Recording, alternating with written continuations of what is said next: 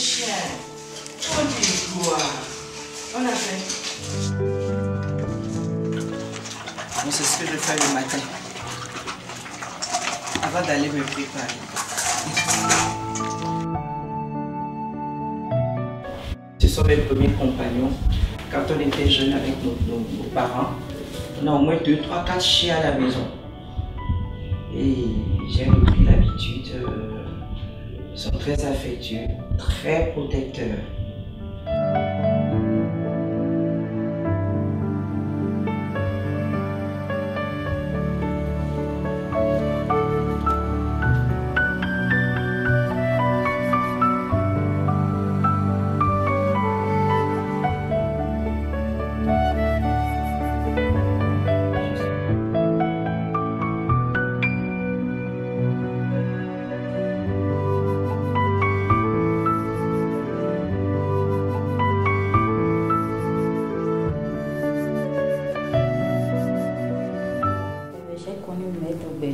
À la suite d'une offre d'emploi qu'elle avait lancée en juillet 2000, notre premier contact a été l'entretien.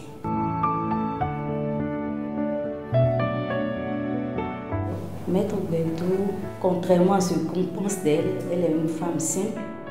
Il suffit de respecter ses principes. Et si tu ne comprends pas quelque chose, tu peux 10 000 fois lui demander. Elle est libre, elle accepte vous répondre tant que vous n'avez pas compris.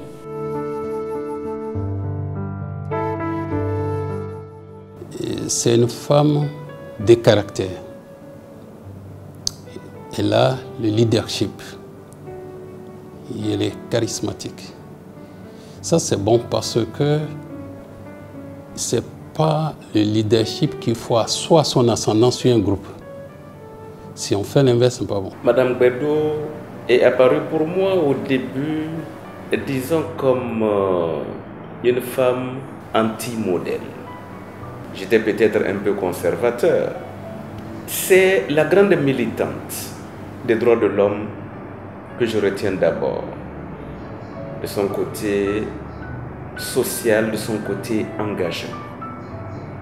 Elle a été aussi une grande battante pour des causes pour les pauvres. Eh bien, maître Marie-Élise Bédot, on s'est connus à l'université. Elle faisait droit, si je ne m'abuse, pendant que moi j'étais au département des lettres. Et à l'époque, on n'était pas si nombreux et on se connaissait tous.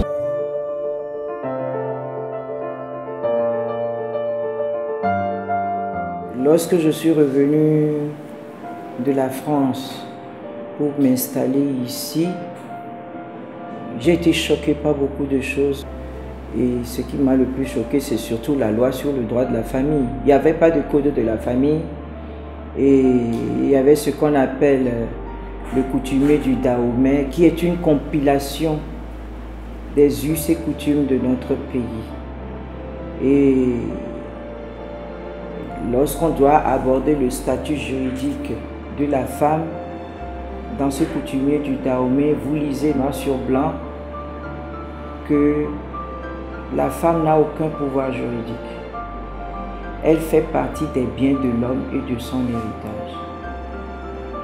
Et quand j'ai cherché à savoir mieux, c'est qu'à la mort de ton époux, tu deviens la propriété de la famille. Même, vous savez que la fille ne peut même pas hériter de ses parents.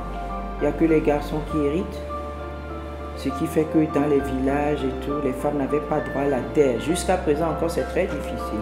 Donc ce sont des éléments comme ça du droit qui m'ont amené à me battre pour les droits de la femme et pour un certain équilibre entre hommes et femmes dans notre société. C'est une femme qui a été la présidente des femmes juristes du Bénin. Elle était devenue l'avocate des femmes. À un moment donné, toutes les femmes qui avaient des problèmes cherchaient son numéro et son adresse. Et elle a réglé beaucoup de problèmes.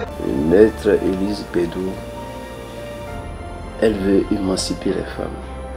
Elle veut apprendre beaucoup de choses aux femmes surtout les libertés individuelles, les droits des femmes. C'est ça, ses priorités. Comme elle est avocate, elle cherche à sauver ses sœurs. Un jour, elle est revenue d'un genre conférence avec les femmes et à son retour, elle a dit: ah, Ursule, aujourd'hui j'ai percé l'abcès de dire chaque fois que je suis une femme célibataire, je n'ai pas de mari. J'ai crevé l'abcès aujourd'hui. J'ai dit: ah, qu'est-ce que vous avez dit?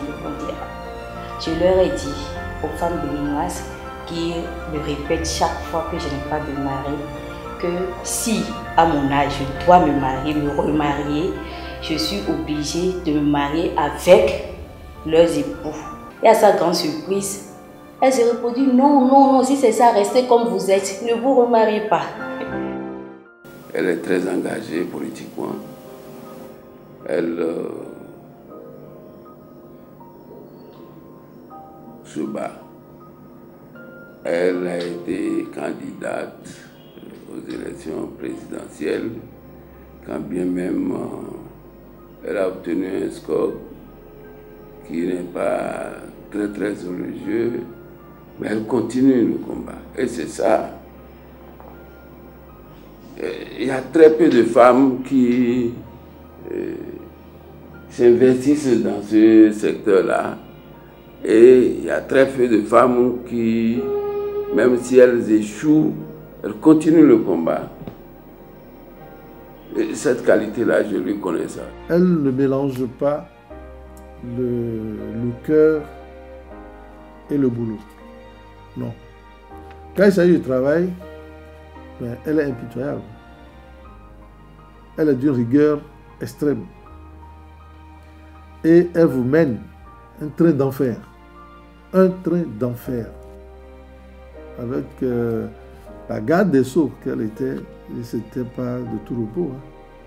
À n'importe quelle heure du jour et de la nuit, et je dis bien de la nuit, elle était capable de vous appeler. S'il y a une urgence, c'est comme si elle ne dormait pas. C'est la maman qui veut voir ses enfants travailler. C'est la maman qui veut voir les jeunes se battre. Et c'est la maman qui, en tant que maman et femme, est un exemple pour nos enfants, pour nos sœurs et pour nos autres mamans qui ont peut-être peur, hein, qui n'osent pas un certain nombre de choses. Un jour, j'étais dans un ménage. Le mari et la femme faisaient une histoire. Dans leur chambre, on ne savait pas de quoi il était question. Mais après, on entend, andalo tuche, budalo tuche. Na i mari Elise Gadugon trono, tin trono, dalo tuche bukon. Dalo tuche, na i Elise Gon tin trono m'donwe. Mais quelques temps après, on n'a plus compris. Tout s'est calmé. C'est une femme qui défend valablement la cause des femmes. Ce n'est pas rien. Pour ça, elle est inégalable. Les femmes savent qu'elles ont des droits. Dans la structure que nous avons mis en place, c'est-à-dire l'Association des femmes juristes du Bénin, nous avons contribué à l'éveil des consciences, aussi bien des hommes que des femmes, aussi bien des époux que des épouses. Parce que lorsque nous voulons nous occuper, aider une femme dans les problèmes conjugaux ou bien dans ses problèmes financiers, nous faisons automatiquement appel à son époux aussi, pour qu'il comprenne. La femme toute seule ne peut pas être sensibilisée.